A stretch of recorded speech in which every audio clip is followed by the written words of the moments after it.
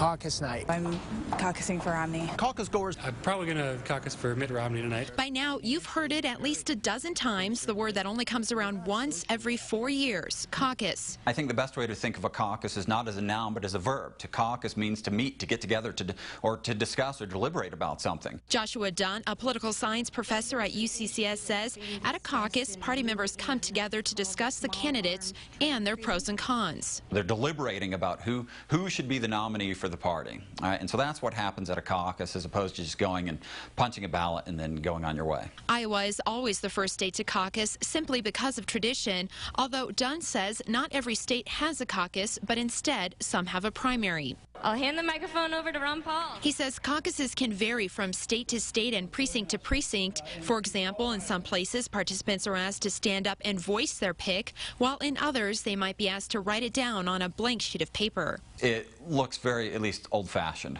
compared to what you would encounter at a polling booth. And what about the importance of the Iowa caucuses? Dunn says it's not so much about delegates, but strength. The momentum that someone can get from coming out of Iowa, and then that propels them into future contests in New Hampshire or the South or wherever else across the country.